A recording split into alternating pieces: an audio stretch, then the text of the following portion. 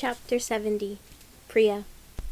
After the coronation, Priya went to Rook. There was a makeshift sick room for all the people who had been injured protecting the mahal. Rook had his own bed. It was by the window, under a fall of sunlight. He was lying on his side, and the leaves of his hair had all turned, seeking the sun. She had waited until she was sure she would live, that the waters wouldn't take her life.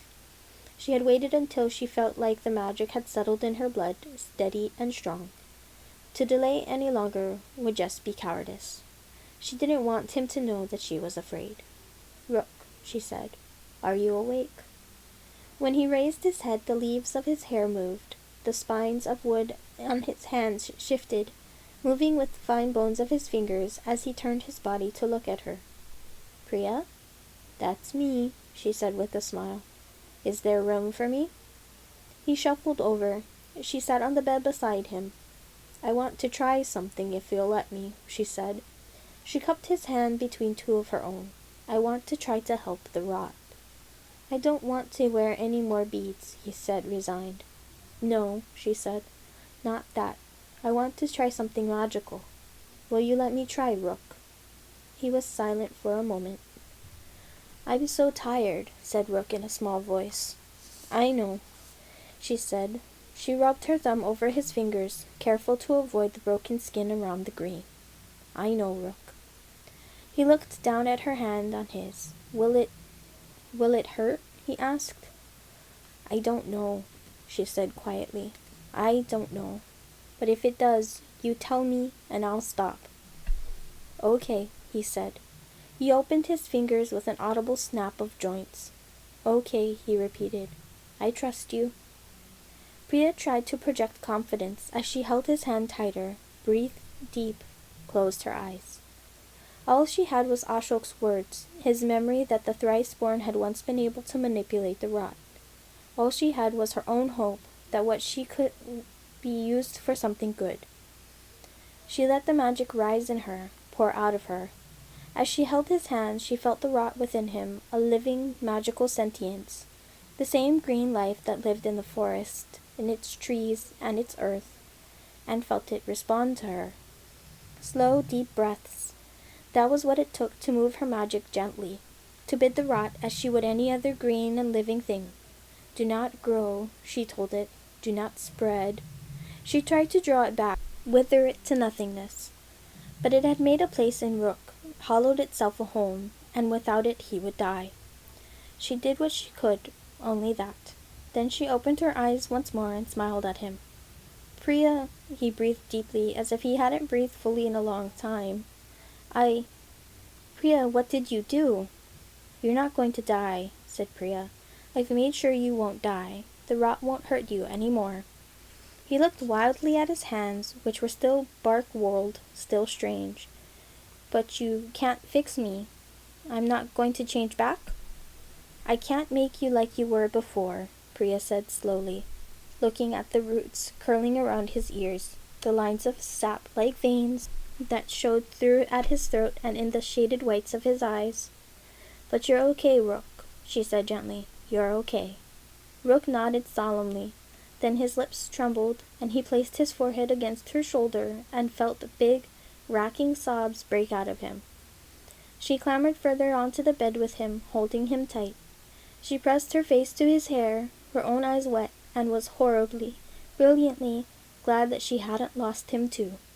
"It's all right," she whispered. "Rook, it's all right. It's all right."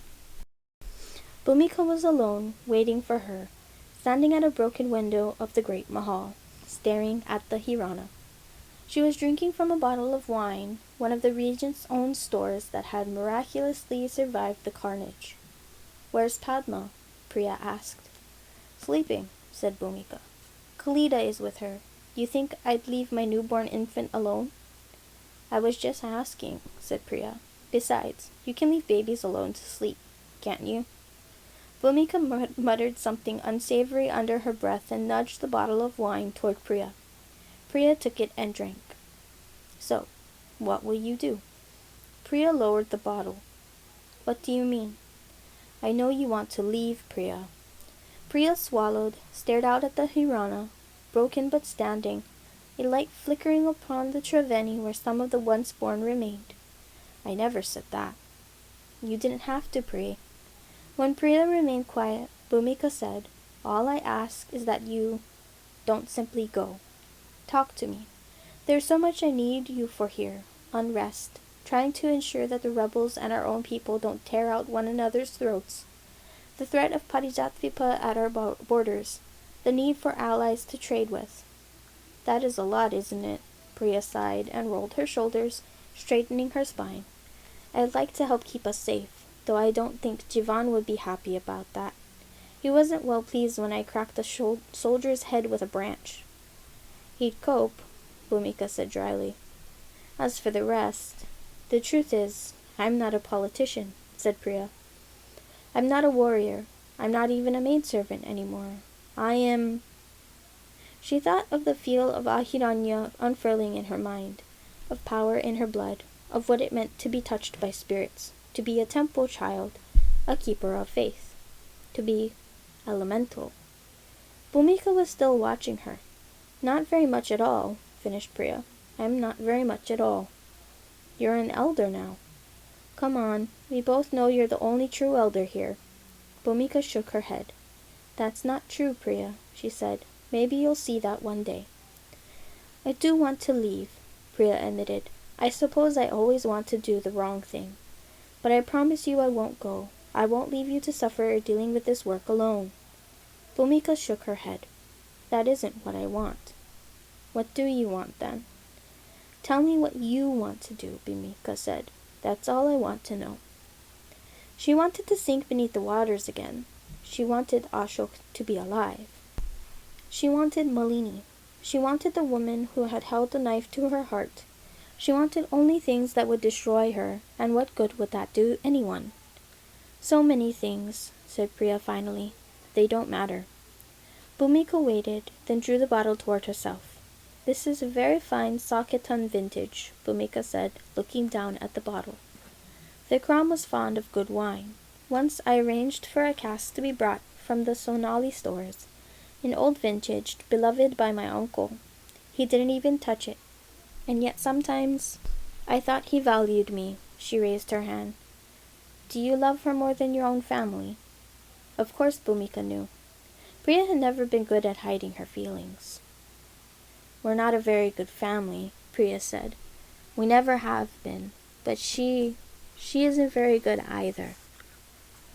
Ah, Priya, that isn't an answer. Here's my answer then. I choose you. I chose Ashok.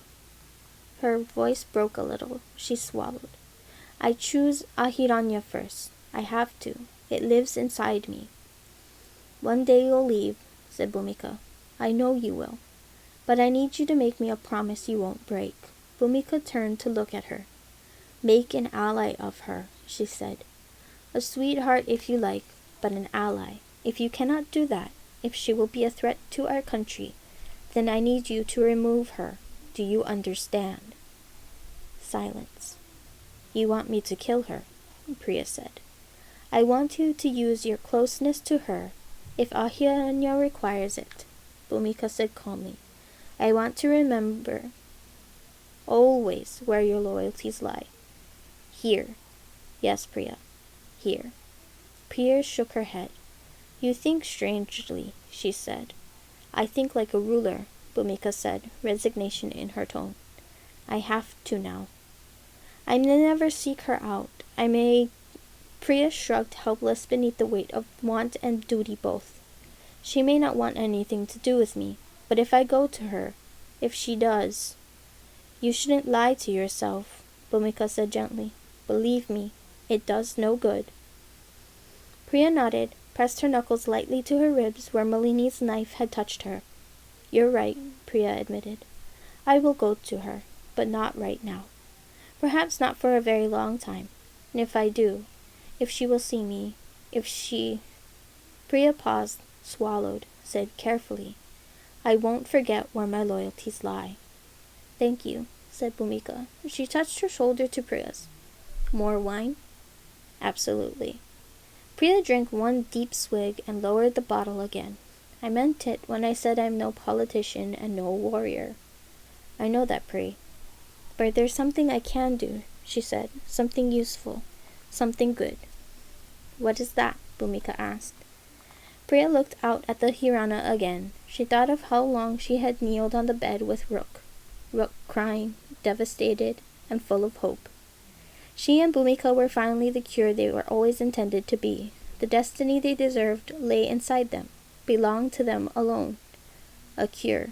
The thought made her skin burn. She touched a hand to her cheek, feeling the line of warmth that lay there, a stitch of throbbing fire. She breathed through the hope, and her chest took in air, hollow to it like thing carved open. For a second, one dizzying second, she felt as if she lay under water still, something growing in her lungs, her heart, something blooming, something she had forgotten. Then the moment passed, and she lowered her hand.